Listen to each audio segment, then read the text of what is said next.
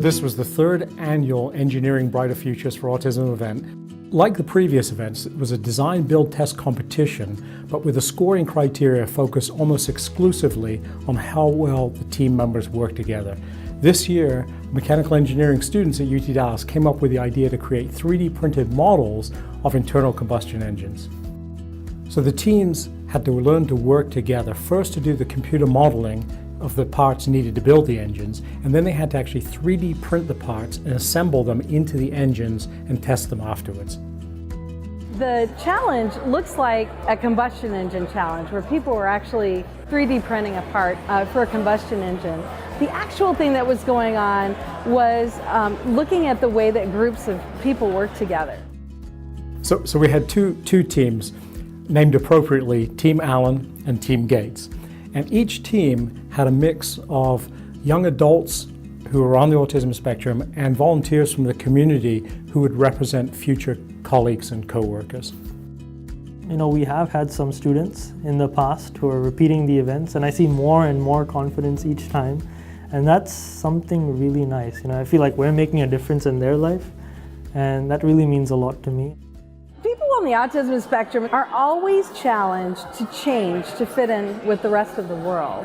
But it's not the people with autism that are making it difficult. Right now, it's time for people who are neurotypical, people who don't have autism, to step up and be flexible and dynamic in their abilities to work with other people.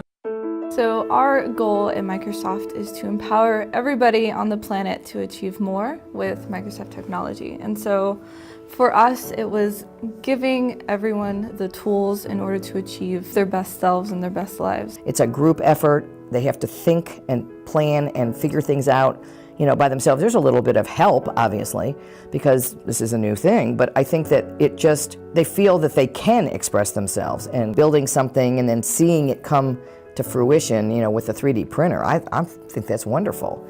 So the activity was not only a tremendous amount of fun, at the same time, it provided more evidence of the capabilities and talents of the young people on the autism spectrum when they receive the right kind of coaching on how they can work together as a group.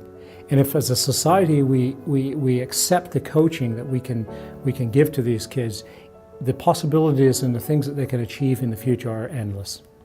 You know, I would say they sort of let go of their fears, if I could use that word, fears of sort of mixing with others, because now they're in an environment where they're having fun. So now suddenly when they're having fun, they start interacting, and you see that interaction, communication, and it's like a sort of a domino effect. You know, everyone starts talking and communicating. Suddenly these people are strangers who never knew each other half an hour ago, and now they're all talking, communicating, working together as a really good team. This project was supported by the National Science Foundation. It's a great partnership between University of Texas at Dallas Mechanical Engineering, Autism Treatment Center of Dallas, Autism Speaks, OT Everywhere, and the Microsoft Store.